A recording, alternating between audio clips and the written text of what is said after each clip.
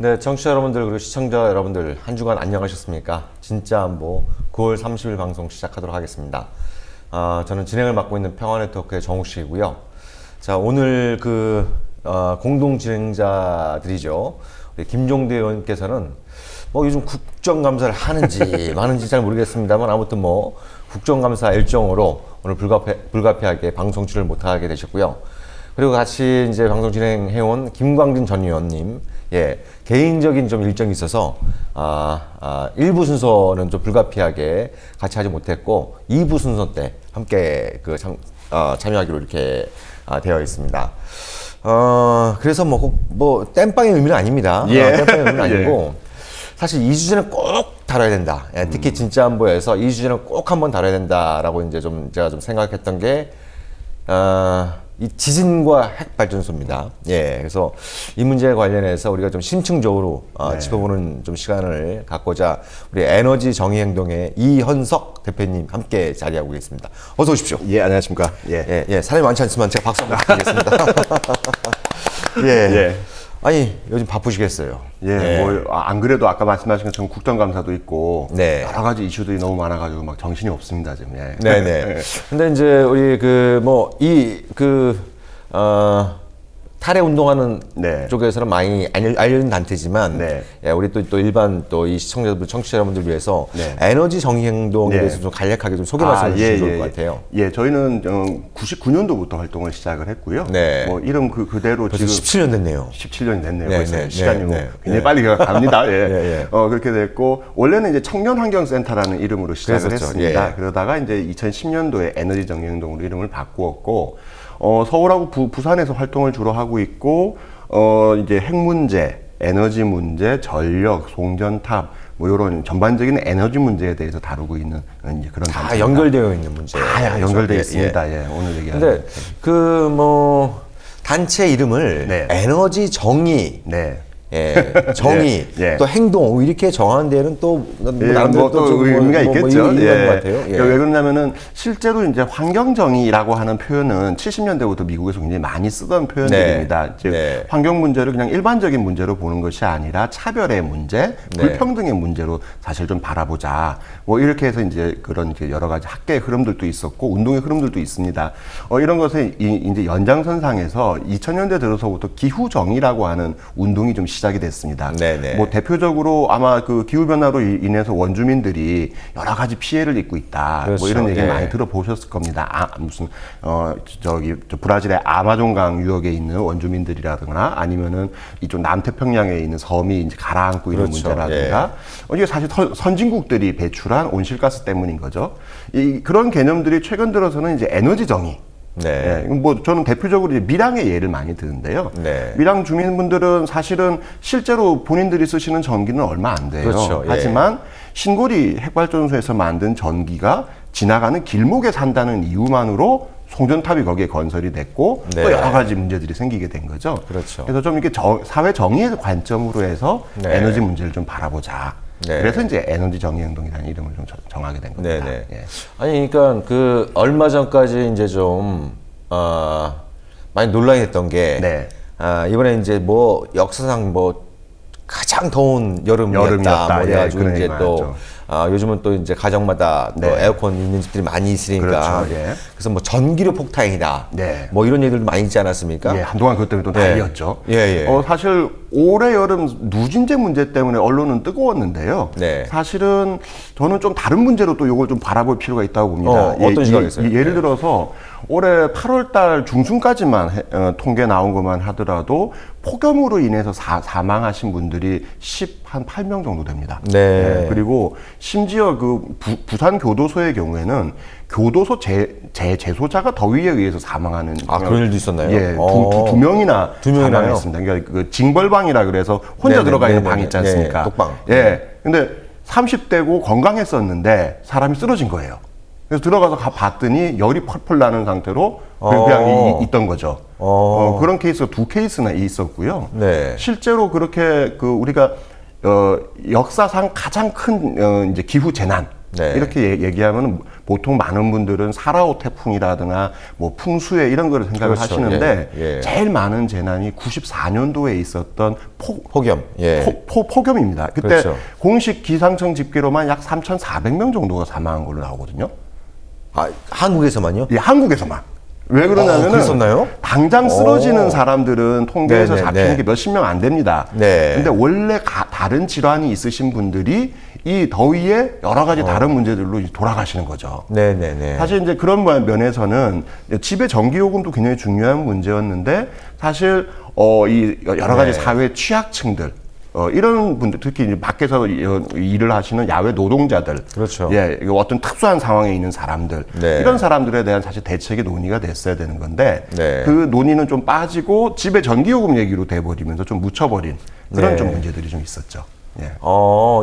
어떻게 보면 이제 그 정의의 가장 근본적인 문제를 그렇죠. 말씀하셨어요. 가장 그러니까 우리- 사회에서의 예, 예를 들면 뭐 이제 이 기업체와 가정의 어떤 그 전기료의 차별. 네. 사실 이런 문제도 중요한 아유, 문제지만, 중요하죠. 예. 중요한 문제지만 어떻게 보면 우리 사회에 이제 가장 밑바닥에 있는 사람들, 그렇죠. 예, 또 이제 언론이 상대적으로 관심을 갖지 않는 사람들, 그렇죠. 이런 사람들이 어떤 이제 이 에너지의 그 불평등한 어떤 수급 체계에 의해서 피해를 보는 사람들이 있다는 하는 말씀도 굉장히 중요한 예, 그 말씀이네요. 피해라는 게 그냥 뭐 약간의 불편한 정도가 아니라 네. 사망에 이를 정도로 심각한 문제가 생긴다는 거죠. 네, 사실 네. 이런 게 사실 에너지 정의, 기후 정의에서는 사실 중요하게 다루고 있는 그런 내용들입니다. 네. 아이 굉장히 또 오늘 주제는 좀 떨어져 있지만, 예. 뭐 그런 이제 그 내용은 또 우리 이현석 대표께서 이제 뭐 여러 강연이라든지 네. 또 글을 통해서 많이 또 활동을 하고 계시니까 네. 또 에너지 정행동 홈페이지에 아, 그런 예, 내용이 예. 있으니까 지금까지 나왔던 게 다 있습니다. 포털 사이트에서 그냥 에너지 정행동 치면은 예, 홈페이지 바로 들어갈 수 홈페이지 있고 들어가실 수 있습니다. 예. 예. 또 에너지 정행동이 또 우리 시민들의 후원을 아, 통해서 예. 좀 회원가입도 많이 좀 해주시고. 예. 예. 같은 업계에 있으니까 예, 예. 또 한 번씩 예, 예. 말씀을 좀 드려야 될 것 같고. 예. 자, 그럼 이제 본론으로 들어가서요. 네. 9월 12일이었죠. 예. 9월 12일 날. 네. 그날 저녁에 어디에 계셨습니까? 저는 처음에 지진이 있을 때는 지하철을 타고 있는 중이었어요. 네. 그 지하철이 흔들리다 보니까 몰랐는데 네. 지하철에 딱 내리자마자 저희 이제 부산에서 활동하는 활동가가 전화가 바로 왔습니다. 네. 지금 굉장히 큰 진동이 있었는데 이게 뭔지 좀 알아봐 달라. 어. 그러고 지하철역에서 내리자마자 바로 이제 봤더니 네. 이제 뭐 트위터라든가 이런 데서 난리가 난 거죠. 네. 그게 이제 첫 번째 지진이었고 네. 두 번째는 이제 1시간 좀 뒤에 있지 않았습니까? 그렇죠. 그때 이제 집에서 계속 이제 모니터링을 하고 있는 그런 상황이었죠. 그러니까 이제 1차로 났던 게 이제 레이터 규모 5.0이 좀 나왔었고. 예. 이제 1시간 정도 지나서 이제 5.8. 5.8이었죠. 예. 저는 그때 개인적으로 부산에 있었습니다. 아, 그럼 부산에 뭐. 카톨릭 센터에서 그 사드와 북핵을 주제로 강연을 하는데 제가 그 전날 좀 과음을 해서 그런지 처음에 좀 지진이 왔을 때는 이렇게 네. 좀 이렇게 흔들리는 느낌이 있었는데 네. 이게 아직 좀 술이 덜 깨서 그런가 이렇게 그런가 뭐, 보다. 뭐 그런 느낌이 좀 예. 들었는데 두 번째는 제대로 서 있기 힘들 정도로 막 이렇게 휘청거릴 정도로 네. 이렇게 했었고 사람들도 막 이제 동요하고 막 네. 이런 어떤 느낌이 있어가지고 그때 그것도 그 자체도 자체지만 이게 뭐 하나의 직업병일 수도 있겠습니다만 바로 옆에 바로 근처에 또 핵발전소가 있지 않습니까? 네, 있죠. 예. 저 괜찮나? 그렇죠. 이런 어떤 예. 좀 느낌이 들었을 것 같고 그거 그렇죠. 뭐 저보다 훨씬 더 우리 연석 대표께서 좀 그런 걱정이 드셨을 텐데 그렇죠. 예. 그러니까 사실은 지진이라고 하는 것이 갖고 있는 이제 기본적인 공포가 있습니다. 네. 그러니까 뭐냐면은 언제 생길지 모르고, 그렇죠. 어느 정도 규모로 생길지 모릅니다. 그리고 우리나라의 경우는 요번에 내륙에서 생긴 거기 때문에 사실은 네. 그런 위험성들이 좀 덜한데 일본 같은 경우만 하더라도 지진 그러면 따라오는 말이 쓰나미입니다. 그렇죠. 지진 해일. 예. 지진 해일이 바로 밀려오기 때문에 네. 사실은 지진이 나고 나서 조심하세요라고 할 때 일본의 경우에는 네. 이제 그 지진 해일이 동시에 일어나는지 안 일어나는지가 같이 경고가 나옵니다. 네, 그게 그렇죠. 경고가 나오면 이제 바로 뛰어야죠. 네. 뭐 다른 거 필요 없고 산 위나 원래 지정된 대피소로 뛰지 않으면 이게 네. 언제 몰려올지 알 수 없기 때문에 그렇죠. 예, 굉장히 위험합니다. 네. 이게 육안으로는 뭐 설마 저 파도가 나를 덮치겠으는데 순식간에 아마 후쿠시마 사고 당시에 그 지진 해일과 관련한 그 무슨 여러 가지 동영상 같은 게 있지 않습니까? 그렇죠. 예. 실제로 지진이 나서 모두 다 대피하고 있는 상황이었지만 네. 그때도 이 지진 해일이 올 거라고 생각을 사람들이 잘 못했어요. 네. 그러다가 그냥 차 휩쓸려 가고 그렇죠. 사람 휩쓸려 가고 그렇게 된 거죠. 네. 그러니까 이제 이번에 이제 그 경주 일대에서 내륙에서 지진도 발생했었습니다만 네. 7월 초인가요? 예, 7월 달에 네, 그 울산 앞바다에서도 예, 지진이 있었습니다. 예, 뭐 그때 규모 5.0이었나요? 예. 예. 그래서 이제 뭐 그러니까 그때도 이 지진의 일에 대한 결코 이제 한국도 안전지대가 아니다. 물론이죠. 예, 이런 네. 얘기가 있었고 이번에 또 내륙에서 발생하니까 네. 그러니까 사람들이 굉장히 걱정이 많으니까 지진 그 자체도 걱정인데 네. 공교롭게도 그 그 근처에 활성 단층에 핵발전소들이 원자력 발전소가 몰려 있어요. 맞습니다. 몰려 있는 정도가 아니라 그 밀집도가 세계 최고 수준이라면서요. 예, 맞습니다. 지금 이제 부산에 네. 이제 고리 1, 2, 3, 4, 5기가 있고요. 네. 신고리 1, 2, 3, 5기까지가 현재 가동하고 있는 중입니다. 네. 4, 5기가 이제 지금 준비 중이 거의 이제 완공이 되고요. 돼 있고. 5호기, 6호기를 추가로 건설할 계획이거든요. 네, 네. 그러면 이제 부산하고 울산 사이에 지금 약 10개 정도가 네. 가동되고 있거나 준비되고 있는 상황인 거고 네. 경주에 이제 우리 네. 보통 월성 하는데 그게 사실 경주입니다. 네. 예, 경주시이고 경주시 안에 역시 월성 1, 2, 3, 4, 5기 네. 그리고 신월성 1, 2, 5기 인력이 해서 6개. 6개. 그래서 전체 합치면 16개 정도가 부산, 울산, 경주까지를 아우르는 지역에 있고요. 약간 네. 떨어진 곳에 또 울진이 있습니다. 그렇죠. 예, 울진에 역시 울진 1, 2, 3, 4, 5, 6호기까지 있습니다. 네. 예, 그렇게 되니까 약 한 20여 기 정도가 이쪽 예. 그 경상북도권에 몰려 있는 거죠. 아니, 그러니까 저는 궁금한 것 중에 하나가 네. 뭐 옛날에도 우리가 뭐 이제 그런 어떤 국사 시간에도 좀 배우고 그랬습니다만 네. 일단 뭐 그게 한참 뭐 몇백 년 전의 일이긴 하지만 네. 그 지진이 났으면 보통 그 동네에서 많이 났잖아요. 우리가 이제 그 정도 상식 안 네, 보는데 모든 지금 네. 뭐 조선왕조 실록이라든가 삼국유사, 삼국사기 모두 다 보면은 네. 그러니까 누군가 외국 사람이 한국의 대표적인 단층대가 어디냐라고 네. 하면 답을 하는 데가 바로 거기입니다. 네. 소위 얘기하는 양산 단층, 그렇죠. 예. 뭐 울산 단층, 요 지역이 제일 많이 몰려 있는 거고 우리는 이제 수백 년 얘기를 하는데요. 네. 지질 시대의 입장에서 보면 수백 년은 잠시입니다. 그렇죠. 예. 예, 우리가 보면 여진 얘기를 많이 하지 않습니까? 네. 일주일 뒤에 또 중간에 또 여진이 왔어요. 네. 지질 시대 전체로 보면은 일주일은요 거의 찰나입니다. 네, 찰나. 예, 찰나. 예, 그러니까 그 눈 깜짝할 눈 사이. 깜짝할 사이. 예, 예. 예. 그렇기 때문에 사실은 몇백 년 전에 지진이 있었기 때문에 또 있다는 건 당연한 거고요. 네. 다만 우리가 아직 기술이 안 돼서 언제 지진이 일어날지 잘 모르는 것뿐인 거죠. 네. 그 지역엔 반드시 지진이 다시 생깁니다. 아 근데 궁금한 게 예. 아니 뭐 대한민국이 넓은 땅은 아니지만 예. 그래도 거기에 지진이 많이 발생했다라고 하는 예. 네. 그러니까 뭐 그것이 뭐 활성이든 그렇지 않든 간에 어쨌든 간에. 예. 과거에 뭐 그런 경험들이 있고 그런데 왜 거기에 다 이렇게 몰아놓은 거예요? 우리가 네. 한 10년 전만 거꾸로 돌려서 생각을 해보세요. 네. 대한민국에서 5.8 규모의 지진이 일어난다 그러면은 네. 만약에 저희 같은 이제 환경단체에서 그런 얘기를 했다 그러면은 쓸데없는 소리 한다고 그랬을 거예요. 괴담 유포한다고 막. 네, 괴담 유포한다 그랬을 거예요. 예. 사실은 한국은 지진이 큰 것이 일어나지 않는다는 것이 그 전까지의 일반적인 통념이었죠. 네. 그러니까 관련한 조사도 하지 않았고 그 지역에 뭐 짓는 게 크게 뭐 문제겠어. 네. 한국은 원래 지진이 별로 없어. 이렇게 생각을 했던 거죠. 그러다 보니까 여기에 울산이라는 산업단지들이 있고 그렇죠. 처음에 사실 부산을 첫 번째 핵발전소 부지로 선정한 것은 네. 부산과 울산 이쪽에 전기를 공급하기 위해서 거기 사이에다 딱 지은 거거든요. 네. 그런 거니까 그것만 생각을 했던 거지 네. 여기 단층이 있는지 뭐 이런 것들에 대해서는 고려도 하지 않았고 사실 잘 몰랐던 겁니다. 네. 이 모든 얘기가 대부분 80년대 이후에야 일부 학자들이 문제 제기를 하기 시작을 한 거고 네. 이제서야 이제 이런 얘기들이 좀 공론화된 거죠. 그러니까 그거 관련해서 네. 2012년인가요? 네. 예. 그때 이제 소방대청에서 네. 뭐 보고서. 좀, 네. 그러니까 이제 이것이 도대체 이제 활성인지 아닌지 네. 이걸 갖다가 좀 판단하는 전문가들 의뢰해서 보고서가 그때 네, 나왔었고 네, 잠정 나왔죠. 결론은 뭐 활성단층이라는 결론이 나왔었는데 네. 그걸 묵사라고 또 뭐 신고리 지금 원전 뭐 이 5기 뭐 언론에 많이 나온 거죠. 예. 또 이제 수명 연장하고 이런 일들이 벌어지는데 아니 그러니까 이게 물론 이제 뭐 우리가 뭐 흔히 얘기하는 뭐 원전 마피아, 핵 마피아들은 그들은 이제 일종의 이제 뭐 기술 무슨지 네. 이런 것들이 좀 젖어 있고 그것도 뭐 자신들의 어떤 기득권의 문제니까 네. 안전하다 이렇게 주장할 수 있지만 네. 적어도 한 나라에 예. 네. 그리고 국민들의 안전을 책임지는 정부의 입장에서는 네. 예.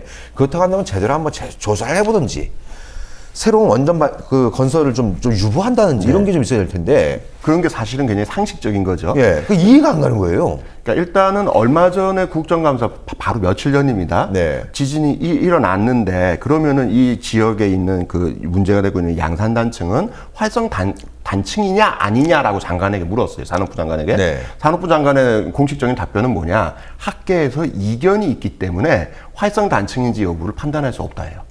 그게 지금 정부의 예. 정확한 공식적인 표현이고요. 정부의 그거는 잘 이제- 모르겠다. 예, 잘 모르겠다. 예. 그거는 반은 맞고 반은 틀린 얘기입니다. 예. 왜 그러냐면은 지금도 양산단층이라고 불리는 저 단층대가 과연 한 개인지 두 개인지 또 길이가 얼마나 되는지 네. 얼마나 깊게 있는지 이런 거에 대한 데이터는 없어요. 네. 그건 분명합니다. 네. 하지만 이쪽에서 지금 지진이 일어났고 그 인근에 여러 다른 단층대들이 있거든요. 네. 그렇다면은 이것이 이후에 꼭 요 단층이 아니더라도 그 네. 옆 단층들에서 지진이 생길 가능성들은 굉장히 높다는 거죠. 네. 그러면은 이제 그거를 감안해서 핵발전소에 대한 건설이라든가 이런 것들을 해야 되는데 여기에 대한 솔직히 기술자들의 입장은 두 가지입니다. 한 개는 네. 이 단층의 여부에 대해서 아직도 잘 모르는 게 많다. 네, 네. 이런 입장과 또 하나는 설사 단층대더라도 네. 보강할 수 있다. 보강해서 네. 우리는 안전하게 돌릴 수 있다라고 네. 하는 이런 일종의 좀 기술주의적인 이런 좀 생각이 있는 거죠. 네. 그러다 보니까 뭐 예를 들면은 심지어 요번 국면에서 아주 대놓고는 얘기를 못하지만 개인적으로 페이스북이라든가 뭐 개인적인 사석에서 한수원 사람들이나 뭐 이쪽에 소위 얘기하는 핵산업계에 있는 사람들 만나보면은 네. 요번에 좀 큰 지진이 있긴 있었는데 네. 이게 뭐 이렇게까지 호들갑을 떨 만한 문제냐 네. 이렇게 생각하는 사람도 의외로 많습니다. 의외로 많다. 예. 예, 예. 지금도 지금 이 그게- 난리가 났습니다. 예. 그러니까 5년 전에 네. 일본에서 네.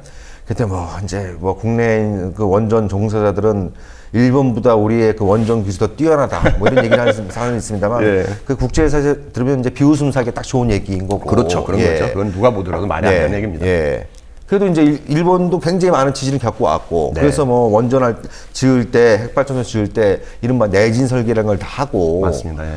그랬는데도 뭐 예상하지 못했던 그렇죠. 9.0이라고 하는 굉장히 큰 이제 지진이 있었고. 강진이 네. 발생하면서 지금도 이제 수습이 안 되는 후쿠시마 네, 아직도 수습이 참사가 안 되고 있습니다. 벌어지고 있지 않습니까? 네. 그건 전혀 그거로부터 배운 교훈이 없는 거네요. 그러니까요. 그게 지금 제일 큰 문제인데요. 네. 사실은 후쿠시마 사고 때도 그랬고 체르노빌 사고 때도 그랬고 아직까지 이제 기술자들은 사실 그렇게 생각할 수 있습니다. 뭐냐면은 요 때는 요 문제가 있었으니까 요걸 보강하면 되겠구나. 네. 대표적인 게 후쿠시마 때 쓰나미가 몰려왔으니까 벽을 높게 쌓으면 되겠구나. 네, 네, 네. 뭐 이런 정도의 생각들을 한다는 거죠. 네. 뭐 기술자들은 저는 그럴 수 있다고 봐요. 근데 문제는 이제 정책을 판단하는 정부에 있는 관료들이나 정치인들이 아직도 그 생각을 하고 있다는 거죠. 대표적으로 이번 지진이 있고 나서 네. 새누리당의 이제 김무성 전 대표 같은 경우에는 네. 지진이 뭐 있고 해도 어쨌든 핵발전소는 안전하다. 네. 문제 없다. 이런 이제 발언들을 하시거든요. 네. 이런 것들은 사실은 국민들이 뭘 좀 불안해하고 있고 또 후쿠시마의 교훈이라고 하는 사실 네. 저는 그 교훈이 이게 쓰나미 때문에 벽을 안 쌓았다. 이게 저는 교훈이 아니라고 보거든요. 네, 네, 핵심은 인간이 통제할 수 없는 이 거대한 핵 에너지가 네. 자연재해를 만났을 때 얼마나 큰 대형 사고로 일어나는가. 네. 그러니까 지진도 예측할 수 없고, 핵에너지가 이게 안에서 이제 뭐 노심이 높고 원자로가 문제 생기면 이걸 통제할 수 있는 기술도 지금 없거든요. 네. 이 두 개가 만났을 때 생기는 엄청난 재앙에 대해서 경고를 해주고 있다는 거죠. 네네. 그걸 생각하지 않은 상태에서 그냥 벽 높게 쌓고 뭐 좀 비상 발전기 몇 개 더 설치하면은 네. 문제가 해결되는 것처럼 보고 있는 네. 이건 누가 보더라도 문제가 심각한 거죠. 그렇죠. 굉장히 중요한 말씀을 해주셨어요. 그러니까 제가 뭐 얼마 전에 이제 프레시안에 칼럼을 쓰면서 네. 북핵보다 남핵이 더 무섭다. 그 남핵은 나만의 핵무기가 아니라 예, 그렇죠, 그렇죠. 예. 핵발전소. 예, 맞습니다. 예. 아니 북핵은 까놓고 얘기하면 억제가 가능하지 않습니까? 예, 뭐 예? 어떤 식이든 간에. 예, 예. 그러니까 그 뭐 북한이 핵무기를 사용하면은 너희들은 그보다 몇십 배 더 강력한 보복을 당할 거니까 네. 쏠 생각하지 말아라고 하는. 그렇죠. 예, 그러니까 이제 그 북핵이라고 핵무기라고 하는 건 어찌됐든 인간의 그 사용할 때 인간의 의지, 인간의 선택이 개입된 문제이기 그렇죠. 때문에 예. 그 인간의 선택을 억제할 수 있는 방법이 있잖아요. 통제할 수 있는 그렇죠. 방법이라는 게 있는데 지금 이현석 대표께서 말씀하신 거는 핵이라는 것 자체가 네. 예, 뭐 그걸 뭐 옛날에 이제 과학자들이 네. 신으로부터 이제 그 프로메테우스에 비유하면서 네. 예, 그걸 뭐 신의 불을 얻었다. 예. 훔쳐낸 것이다 뭐 이렇게 그 표현을 하면서 어떻게 보면 그 인류의 딜레마는 인간이 훔쳐서는 안 되는 그 신의 불을 훔치는 순간 시작됐다. 맞습니다. 그 예. 표현 자체, 네. 표현 자체에 이거는 이제 인간이 통제할 수 없다라고 하는 네. 예, 그런 어떤 측면도 있고 그리고 또 중요한 거는 우리가 어떻게 지진을 억제할 수 있는 방법이 없잖아요. 억제는 고사하고 예측도 안 돼요. 예, 예측도 안 예. 돼요, 지금. 예. 그럼 결국 우리가 할 수 있는 부분이라고 하는 건 네. 최소한 그런 어떤 그 위험지대에 지진이 발생할 수 있는 이런 이 지대에 정상적인 정보라고 하면 애초부터 원전을 지으면 핵발전소를 지으면 안 되는 문제였고 네, 맞습니다. 나중에 그걸 좀 알게 됐으면 최소한 뭐 수명이 다 된 건 좀 뭐 그렇죠. 하든지 예, 그렇게 그죠? 돼야 되는 거죠. 새로 짓지 않고 네. 수명이 다 되면 자연스럽게 이제 폐로 과정을 네. 밟으면서 이런 게 정상적인 문제인데 그래서 그러니까 많은 어떤 사람들이 궁금해하는 게 도대체 이른바 핵 마피아의 파워가 네. 얼마나 세길래 그렇죠? 예. 국가의 전망을 흔들 수 있는 정도가 되는 거냐. 그렇죠. 이렇게 일방적으로 이렇게 좀 사직을 행사하는지 이렇게 보시면 됩니다. 지금 이제 신고리 5, 6호기가 새로 짓는 거라고 네. 말씀드리지 않았습니까? 두 개 합치면은 건설 비용이 약 8조가 좀 넘습니다. 8조 정도. 예. 예. 근데 지금 그런 식으로 준비하고 있는 게 신고리 5, 6 그리고 신울진 1, 2, 신울진 3, 4도 준비하고 있고요. 예. 그리고 지금 저 영덕과 삼척에도 준비하고 있습니다. 예. 그걸 대충 다 합쳐보면은 약 4군데 정도 되니까 약 32조 정도라고 정도의 예. 지금 건설 공사가 향후 몇 년 안에 한 20년 안에 지금 네. 나오는 거죠. 네. 그럼 거기에서 나오는 여러 가지 또 부가적인 게 있습니다. 왜냐하면 발전소만 짓는다고 되는 게 아니지 않습니까? 그렇죠. 송전탑도 건설해야죠. 그렇죠. 또 다른 여러 가지 것들이 뒤에 딸려 있거든요. 네. 일단 제일 큰 거는 이렇게 발전소 건설을 둘러싼 돈이 오고 가는 게 있습니다. 네. 예, 이게 저는 제일 큰 대부분의 이제 나라에서의 이제 핵발전이 계속 존속되는 네. 이유들이고요.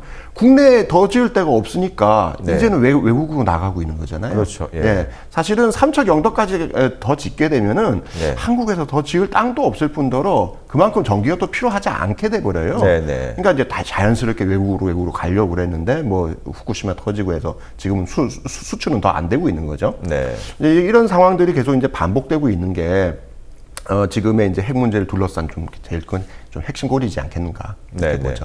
예. 네네. 그리고 또 이제 어찌됐든 정부나 네. 그 이제 한수원 또 이렇게 이른바 이제 그 원전 전문가들은 네.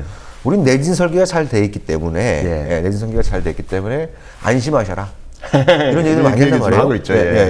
그러니까 그러면 그 얘기에 대해서는 좀 어떻게 생각하시는지 그리고 네. 더불어서 그러니까 그 지금 이제 그쪽에서 이제 여러 이제 그 전문가들이 시뮬레이션 돌려보고 네. 여러 가지 의견들이 나오고 있습니다만 그러니까 예를 들면 아주 단순 무식하게 좀 네. 질문을 드려보면 지진이 몇 점 0 이상 얼마 정도 나오면 이제 이게 정말 위험해질 수 있는 건지 이런 것들이 이제 그게 지금 제일 궁금할 것 중요한 겁니다. 지금 6.5까지는 뭐 과거에는 괜찮았는데 7.0으로 좀 올린다. 뭐 언론에서는 정부에 네, 이렇게 얘기하고 네. 있거든요. 엄밀하게 얘기하면 그 기준은 좀 이렇게 뭉뚱그려서 대충 얘기하는 거지 정확한 기준이 아닙니다. 네. 일본 같은 경우에 예를 들면은 기준이 이렇게 좀 세분화되어 있습니다. 상하에서는 얼마를 견딜 수 있고 그렇죠. 좌우에서는 얼마를 견딜 수 있다. 예. 그리고 현재 설치된 것은 얼마를 견딜 수 있고 이것이 이제 설계 상한치는 얼마고 극한으로 부러질 때까지 가는 거는 언제까지다. 네. 이게 기준이 다 공개돼 있습니다. 그리고 네네. 그거는 아주 디테일하게 들어가면 파이프 하나, 부품 하나하나까지 그 기준이 다 다릅니다. 아 그렇군요. 그럴 수밖에 없는 거죠. 예를 들면 일률적으로 적용되는 게 아니고 그런 거죠. 예를 들면 제가 예를 많이 드는 건데 예. 핵발전소의 화장실에 유리창이 깨졌다고 해서 발전소에 위험이 생기는 건 아니거든요. 그렇죠. 예. 그러니까 모든 게 그 내진 설계 6.5, 7.5를 견디게 하지는 않는다는 거예요. 네. 그럼 중요한 그 설비들이 과연 어느 정도의 진동에서 견디느냐, 그리고 네. 그게 실제, 그러니까 설계한 거 말고 실제 어느 정도를 견디느냐, 이게 중요한 거고요. 네. 이게 왜 중요하냐면은 일본이 몇 번 그 후쿠시마 사고 이전에도 지진 때문에 핵발전소 피해를 입은 적이 있습니다. 네. 그때 실제 피해 사례들을 보면은 전체는 다 견딘다 그랬어요. 건물 같은 거는. 네네. 근데 내부에 중요한 파이프 같은 게 이게 끊어진다거나 그렇죠. 핵폐기물을 쌓아놓은 게 쓰러져 버려가지고 이게 밖으로 튀어나와 버린다거나 네네. 이런 종류의 문제들이 생겼거든요. 네. 그렇기 때문에 지금 뭉뚱그려서 뭐 6.5, 7.0 이건 사실은 제가 보기엔 큰 의미가 없는 거고요. 네. 각각의 분야에서 제일 위험한 부분들에 대해서 충분하게 내진 설계가 되어 있느냐 이게 네. 중요한 거고 또 하나는 계속 뭐 지진에 대한 그 지도가 있니 없니 그러지 않습니까? 네네. 이게 사실 더 큰 문제입니다. 그 근처에 네. 단층이 얼마나 있는지를 몰라요. 왜? 조사해 본 적이 없거든요. 제대로 조사해 본 적이 없습니다. 아, 그러니까 이게 도대체 이게 시대가 어느 시대인데. 어느 시대인데. 예, 예. 근데 사실 지금까지 이쪽에 돈을 쏟아붓는 건 낭비라고 생각했던 거예요. 예. 예. 우리는 안전시대니까. 예, 안전시대니까. 뭐 굳이 이거 딴 데도 돈 쓸 게 많은데. 근데 MB께서 각각께서 예. 그 엄청난 돈을 갖다 강 속에 쏟아부어놓고 그거 할 돈은 또 없었는 또 모양이에요. 없는 거죠. 아, 그 돈을 아껴서 저기 4대강 사업하려고 그랬던 모양인데. 그러니까 그런 건 거죠. 그러니까 예. 이 인근지대 지금 부산, 울산, 양산 이쪽이요. 사실은 네. 저는 이후에 만약에 부산이나 울산에서 핵발전소 재난이 생긴다. 네. 지진이 생기더라도 쓰나미 이런 건 아닐 것 같고요. 네. 예를 들면 이런 걸 상상해 볼 수 있어요. 인근에 석유화학공단지가 많습니다. 그렇죠. 그리고 대규모 아파트 단지들도 있고요. 네네. 지진이 나면은 그냥 한 군데만 사고가 생기지 않습니다. 복합 재난이 생기거든요. 그렇죠. 예. 그럼 소방차가 출동할 때 어떤 고민을 나중에 하게 되냐면은 석유화학공업단지로 가야 돼? 핵발전소로 가야 돼? 네. 여기 아파트 쓰러졌는데 이건 어떡하지? 네. 이거를 판단하고 고민해줘야 되거든요. 네네. 그러면은 당연히 이후에 복구나 재난이 네. 굉장히 복잡해지고 늦어지게 될 겁니다. 실제로 후쿠시마 사고 당시에도 동시에 다양한 재난들이 생기면서 네. 인력이 모두 다 핵발전소에 집중이 잘 안 됐던 거예요. 왜냐하면 선호차를 가리기 너무 힘든 문제라는 거죠. 그러니까 경우의 수가 너무 많이 발생하니까. 그렇게 되는 거죠. 그래서 일본처럼 디테일이 강한 나라조차도 예. 뭐 매뉴얼도 제대로 안 되는 경우 뭐 예. 이런 것들이 발생할 수 있는 거고. 그렇죠. 그러니까 제가 그 얘기 들어보니까 그 예를 들면 이제 그런 사고가 발생하면 그 이제 원전 사고가 난 데 5km 밖에 네. 그 이제 원전 그 사고 수습 센터 이런 것들을 만들어야 되는데 지금 좀 더 되어 있습니다. 예. 되어 근데 있습니다. 이제 초기에는 제가 얘기 들어보니까 그 센터를 5km 밖에 만들어 놨는데, 네. 예. 근데 이게 5km면 이제 그 핵발전소가 폭발하면서 바로 이제 방사능 바로 별로, 앞이죠. 예, 먼 거리가 아니잖아요. 예. 그럼 당연히 얘기하면 하다못해 저기 공기 여과기 이런 것도 설치를 해야 되는데 네. 그 설치를 안 해놓는 바람에 네. 예, 그냥 건물만 덩그러니 있고 네. 사람들이 거기서 이제 일도 못하는 이런 일들이 일본에서 발생했다는 얘기를 하더라고요. 그러니까 일본의 경우고요. 일본의 경우 심지어 어떤 문제들이 있었냐면은 이제 지진이 나면은 제일 큰 문제 중에 하나가 건물이 흔들리다 보니까 네. 문이 뒤틀립니다. 네, 그렇죠. 문이 안 열려요. 네. 예. 그래서 구호 센터, 그러니까 그런 전체 컨트롤 센터로 써야 되는 건물이 문이 안 열린 거예요. 그래서 못 들어가가지고 그 네. 구호센터 직원들이 주차장에 천막 치고 네. 화이트보드 놔두고 거기서 전화 받고 하는 그런 일들이 일도 있었고. 있었고. 예. 근데 그런 식으로 사실은 예측을 하고 준비를 했지만 예상치 않은 일들이 자꾸 생긴다는 거죠. 그렇죠. 예. 그렇기 때문에 그 경우의 수를 어떻게 줄여낼 거냐. 네. 가장 좋은 거는 그 지역의 그런 시설들을 이제 피하는 거죠. 네, 네. 없애는 거죠. 그러면은 네. 최소한 다른 지진과 다른 것에 대한 거는 해도 되지만 핵발전소 문제는 신경 안 써도 되는 거죠. 네, 네. 치워버리면 되는 거니까. 네. 그런 게 그래서 중요한 거죠. 그러니까 그 어떤 그런 재앙이 발생했을 때 그 재앙을 발생지에 좀 국한시킬 수 있다고 한다면, 네. 예, 그렇다고 한다면 좀 대응이 상대적으로 수월해질 수 있는 부분이 훨씬 있지만 피해를 줄일 수 있죠. 이 원전처럼 핵발전소처럼 이게 한번 터져버리고, 예, 이 사고가 나면 방사능이 어디까지 갈지 모르는 이런 차원의 문제이고, 예. 그러니까 후쿠시마 사고 당시에도 실제로 핵발전소 피해자들도 있었습니다만 쓰나미 때문에 그렇죠. 이제 떠내려가신 분들이 예, 많거든요. 시신수 수습을 해야 되는데 인근이 좀 더 방사능 물질로 덮여버리니까 시신 그렇죠. 수습을 못했어요. 네네. 들어가면은 이 구호 요원들도 계속 피폭을 당하니까 네. 그런 식의 문제들이 생긴다는 거예요. 네네네. 네.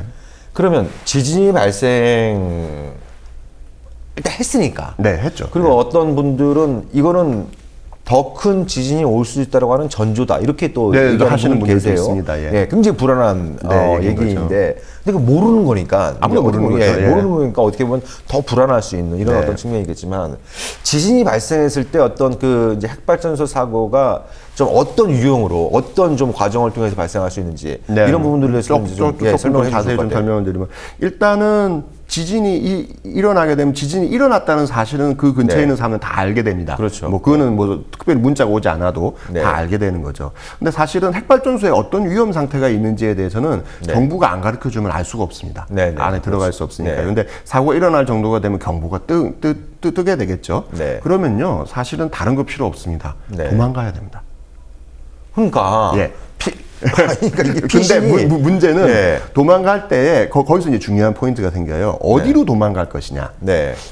이것도 사실 정부가 알려줘야 됩니다. 왜냐하면은 사고가 난 그 당시에 바람의 방향이 어느 쪽이고 그렇죠. 나오는 방사선의 양이 얼마인지도 네. 뭐 별의별 전문가 다 필요 없고 네. 그 안에 앉아 있는 사람만 알 수 있거든요. 네. 그럼 이 정부가 알려줘야 돼요. 그래서 네. 그 정보를 빨리 취합해서 바람의 방향 그쪽으로 이게 예를 들면 방사능이 간다. 그럼 그 반대 방향으로 가야 되는 거죠. 그렇죠. 기본 원리는 그렇습니다. 네, 네. 근데 이제 여러 가지 것들이 막 혼란스러운 상황에서는 정보를 알 수가 힘들거든요. 네. 그럴 때는 최대한 멀리가 어느 정도냐면은 후쿠시마 사고 당시에 20km까지가 이제 완전히 주민들이 이제 소개됐고요. 네. 30km까지는 주민 대피가 권고됐습니다. 네. 근데 실제로는 50km, 60km까지도 지금도 일부 좀 통제된 지역들이 있거든요. 네. 서울의 반경이 15km입니다. 네네. 시청에서 도봉산까지가 15km거든요.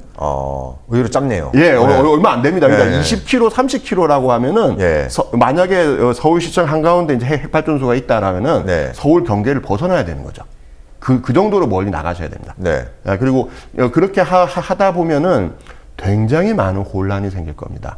아니 이게 뭐 어떤 사람들은 대피 안 하고 누구는 또 대피하고 뭐 이런 게 아니잖아요. 그렇죠. 그러면 다 대피를 해야 되는데 그러면 엄청난 차들이 막 쏟아져 나오고 막 이럴 텐데. 그렇죠. 예. 그래서 계획상으로는 그렇습니다. 네. 그것도 저는 이제 앞으로 매뉴얼이 다시 작성돼야 된다고 보는데요. 네. 계획상으로는 이제 예를 들면 엄마는 집에 있고 아이는 학교에 있고 그러니까요. 아빠는 직장에 있고 뭐 이런 식의 네. 일들이 생긴다는 그렇죠. 거죠. 매뉴얼상으로는 서로 찾지 말라는 겁니다. 예, 일단 다 대피를 각각의 곳에서 하고 네. 거기서 만나라는 거죠. 과연 이게 어느 정도가 가능할지 잘 모르겠어요. 네, 네, 네. 예, 어쨌든 그리고 어쨌든 차량을 갖고 나오기보다는 정부가 준비해준 버스나 뭐 다른 교통편을 이용해서 대피하라는 건데 네. 이것도 사실은 우리나라처럼 우리나라가 지금 부산, 울산의 인구가 다 합치면 한 500만 정도 됩니다. 500만. 예. 예. 후쿠시마가 반경 30km가 약 17만 명 정도. 17만. 예, 17만 네. 명이 살았거든요. 네. 인구수가 엄청나게 차이 나거든요.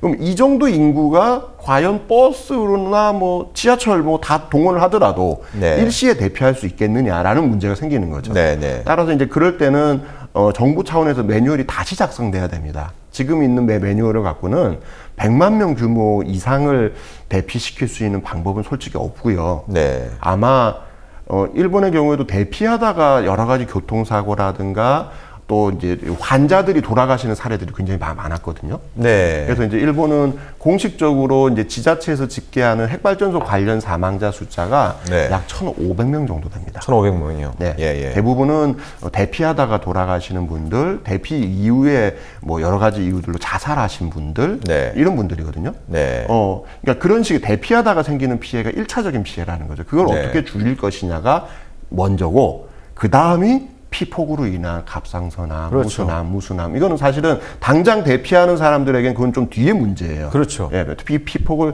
최소화시키는 게 먼저고, 대피하는 동안에 여러 가지 2차, 3차 피해들을 줄이는 그런 방법이 마련돼야 되는 거고요. 네. 그러려면 이건 개인이 할 수 있는 것보다는 사실은 정부가 나서야 되는 것들이 지금 너무 시급합니다. 그러니까 이제 그게 뭐 단순히 뭐 박근혜 정부 차원의 문제가 아니라 네. 정말 그 한국 정부가 우리 정부가 그런 대형 재난, 그러니까 뭐 그런 일이 절대 있어서는 안 되겠습니다만 그건 네. 인간이 통제할 수 있는 문제가 아니니까 네. 예측할 수 있는 문제가 아니니까 적어도 정성적인 정부라고 하면 그런 어떤 최악의 시나리오도 좀 대비를 해야 되는 차원의 네, 문제일 맞습니다. 텐데 근데 맨날 듣는 얘기가 어찌됐든 뭐 우리는 뭐 이번에 이제 그 신화가 깨지고 있습니다만 지진 안전지대다. 네. 대한민국 원전은 일본 거보다 훨씬 더 좋다. 안전하다. 뭐 이런 식의 어떤 얘기만 반복을 하고 있단 말이에요. 예. 또 하나는 이 방지 문제에 대해서 저는 조금 강조하고 싶은 건데 네. 심지어 탈핵 운동을 하는 분들 중에서도 일부는 네. 이거 신경 쓸 게 아니다. 네. 그러니까 뭐냐면은 핵발전소 없애면 되지 왜 이거에 또 이게 여러 가지 노력을 하느냐 그런 분들도 있으세요. 네. 근데 사실은 근본주의. 그렇죠. 예. 근데 근데 당장 이걸 예를 들면요. 지금 당장 모든 핵발전소를 다 멈추더라도 네. 거기서 또 사고가 생길 수 있어요. 그렇죠. 왜냐면 완전히 해체하는데 네. 시간이 너무 많이 걸리니까. 네. 그리고 사용 연료도 엄청나게 쌓여 있고. 그러니까요. 그렇죠. 쌓여 있으니까. 예. 그럼 그런 측면들에서는 방제에 대해서 사실 이제 좀 다시 한번 고민해 봐야 된다. 저희가 네. 이제 얼마 전에 이제 국회하고 같이 해가지고 전국 지자체의 자료를 다 네. 이제 모아봤어요. 네. 제가 좀 충격적이었는데 네. 전라북도 같은 경우에 올해 방제 예산으로 잡힌 금액이 다 합쳐서 1,000만 원입니다. 1,000만 원이요? 1,000만 원. 1,000만 원? 네, 그 전라북도의 방제구역 안에 살고 있는 네, 사람들의 숫자가 대략 한 6만 6천 명 정도 되거든요. 네네. 근데 잡힌 금액이 딱 1,000만 원. 그 1,000만 원은 뭐 어디다 쓰는 거예요? 뭐 홈페이지에 이렇게 재난 발생 시 이런 건가요? 이런 정도 하는 거고 그나마 올해 그 처음 잡힌 거고요. 예. 작년도 재작년도는 그나마도 안 잡혀 있었습니다. 네. 좀 많이 잡힌 데가 이제 전라남도 같은 경우가 좀 많아서 21억 원, 네. 부산 같은 경우는 6억 원. 네. 이게 다예요. 근데 실제로 핵발전소에서 1년에 나오는 여러 가지 세금이라든가 해서 지자체에 들어가는 그 금액이 네. 뭐 작게는 한 100억 규모에서 뭐 한 몇백억까지 다 되거든요. 네. 그런 면에서는 지자체도 사실은 핵발전소를 마치 수익 사업 내지 이걸 통해서 지역 경제가 활성화된다는 측면만 네, 계속 네, 봤지 네. 사고가 일어날 거에 대해서는 준비는 아무것도 안 하고 있는 거예요. 네네. 근데 이거에 대한 요구 사항도 별로 없었던 거죠 지금까지는. 네네. 계속 뭐 설마 하면서 뭐 이렇게 살아왔는데. 특히 부산의 경우는 네. 그러니까 부산의 경우는 이제 기장군, 해운대구 일부까지가 포함되고요. 울산은 100%입니다. 왜 그러냐면은 고리 핵발전소 인근 30km, 네. 경주에 있는 월성 핵발전소 30km 두 개 다 해당되는 지역이거든요. 네, 네. 그러니까 울산에 사시는 분들은 자기가 100% 이제 사고가 일어났을 경우에 대피해야 된다. 네. 그럼 준비를 해야 됩니다. 어디로 대피해야 되는 건지. 대피할 수 있는 준비, 뭐 이렇게 요즘 얘기하는 그 뭐 생존 배낭 이런 건 준비가 되어 있는 건지, 네. 뭐 기본적인 연락처라든가 이런 것을 갖고 있는 건지 사실 없다는 거죠. 아무도 알려준 적이 없어요. 그러니까요. 그 지진 발생했을 때도 무슨 국민안전청과의 뭐 홈페이지가 다운되고 뭐 한참 지나서 이제 문자들 날라오고.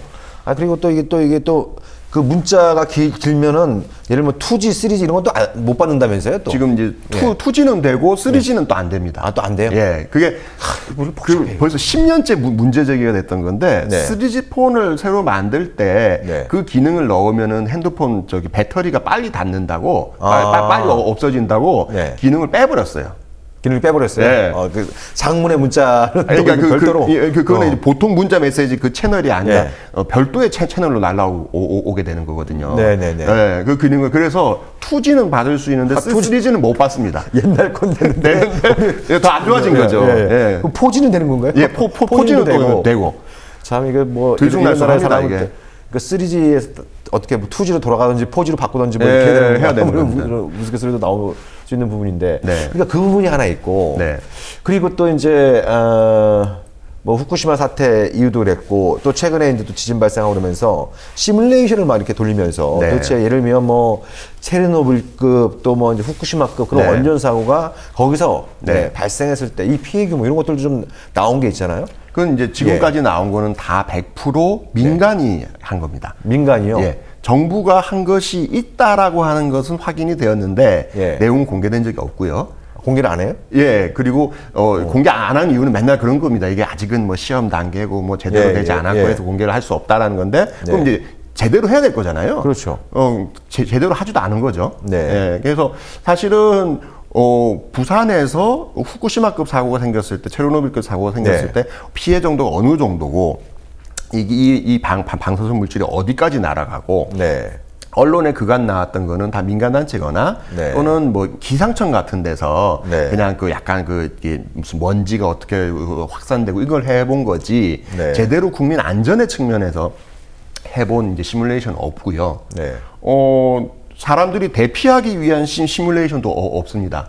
어. 그러니까 일본은 반경 30km를 방제구역으로 잡으면서 요 안에 있는 사람들이 완전히 100% 30km 밖으로 빠져나가는데 걸리는 시간을 다 계산하고, 네. 그러면 이제 그게 나오거든요. 길이 얼마나 넓어져야 되는 건지, 버스는 어떻게 더 필요한 건지, 이게 나오는 네. 건데, 한국은 그게 없고 그냥 버스를 몇 대 도입한다. 대피시킨다가 있는 거지. 네. 어떻게 대피시키는지 또 어느 시간 안에 대피시킬 건지 네. 이런 계획은 지금 나온 게 전혀 없습니다. 네. 그러니까 그런 구체적인 시뮬레이션들이 사실은 더 많이 돼야 되는 거죠. 네. 그러니까 땅도 조사해야 되고 사고 시에 나오는 컴퓨터 시뮬레이션도 해야 되는 거고 네. 좀 해야 될 일들이 많은데 그런 얘기들을 하면은, 그러니까 이거는 저는 그렇게 봅니다. 이게 찬핵 반핵, 그러니까 핵발전소에 대한 찬반의 논의가 아니고, 네. 발전소는 어쨌든 있는 거니까, 그러니까요. 예. 이거에 대한 준비를 하자는 얘기인데, 이런 얘기를 하면은, 너는 반핵이지.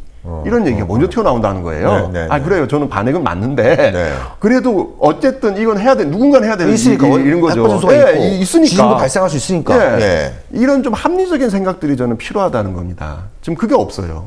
아, 이게 정말 ABC도 안 된 전혀 그런 나라에 살고 있는 예.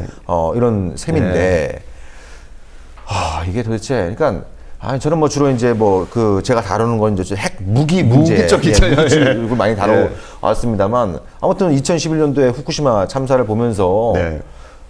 그 전까지만 하더라도 핵발전은 좀 어쩔 수 없는 거 아니냐. 그리고 뭐 우리가 일본처럼 무슨 뭐 크게 뭐 쓰나미가 몰려오거나 네. 엄청난 지진이 발생하거나 이런 것도 아니고. 네. 예. 그리고 뭐 정부나 언론에서 자꾸 얘기하는 게 이제 한국의 원전 기술 굉장히 뛰어나니까 네. 뭐 안심해라. 뭐 그건 고지것대로 믿는 거 아닙니다만 그래도 뭐 예. 저도 전기를 쓰니까 어쩔 수 없는 거 아니냐. 네. 실제로 그렇게 생각하시는 분들이 많죠, 지금. 예.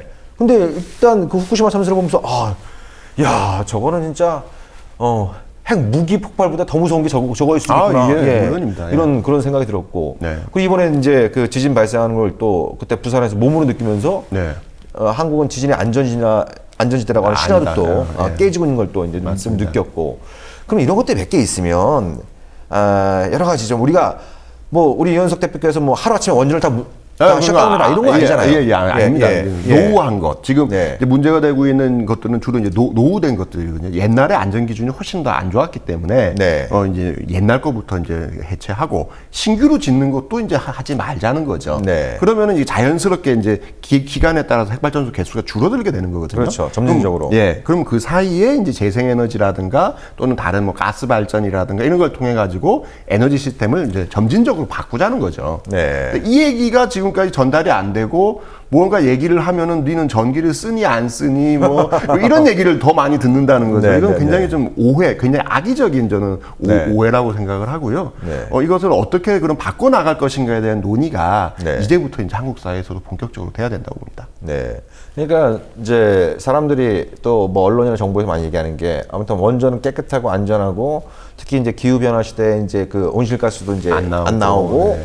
그리고 굉장히 저렴하고 경제적인 네. 에너지원이다 이런 얘기들을 많이 하고 있는데 그 실제로 보면 어떻습니까? 그러니까 그게 예를 들면 10년, 20년 전에는 네. 뭐 그렇게 얘기할 수 있겠지만 네. 뭐 저같이 이제 문해안도 듣기로는 이 신재생 에너지 기술이 굉장히 이제 발전하면서 네. 오히려 뭐 일부 나라에서는 그 핵발전보다 단가가 싸지고 있는 이런 네, 부분도 예, 있다고 얘기하기도 하고 지금 뭐 우리나라의 어떻습니까? 경우에도 예. 지금 자꾸 옛날 자료가 돌고 있는데 네. 한 5년, 6년 전만 하더라도 핵발전 단가 그러면 한 38원 1kWh당 네. 38원, 39원 그랬습니다. 네. 지금 핵발전 단가 얼마냐 그러면 70원, 80원, 70원 조금 넘거든요.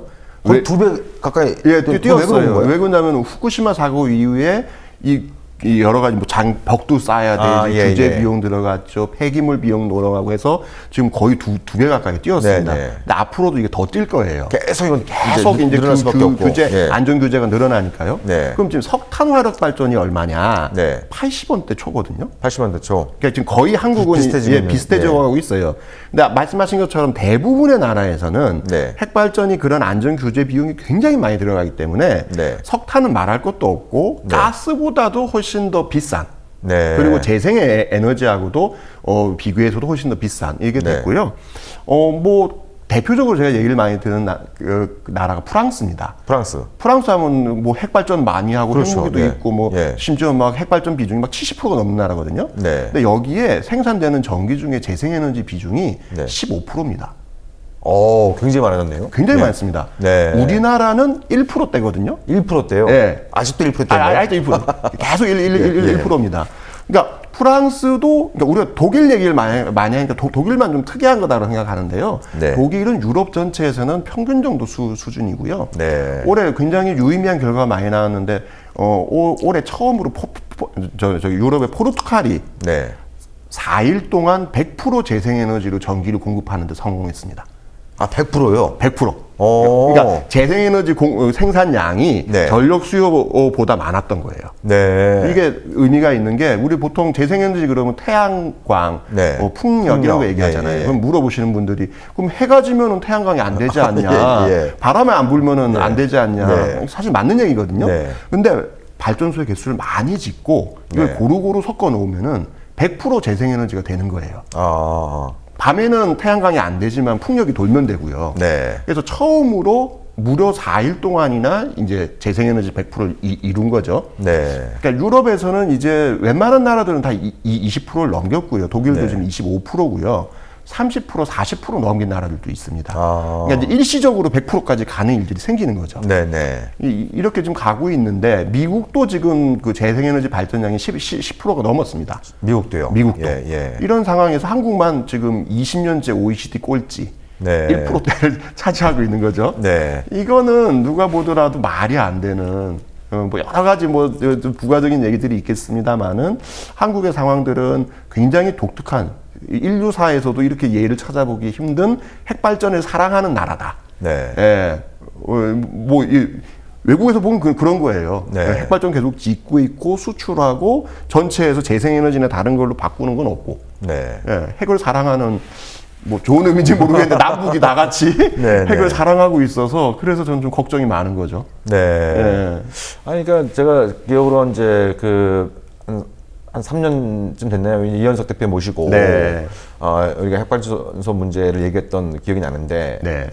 전혀 바뀐 게 없네요.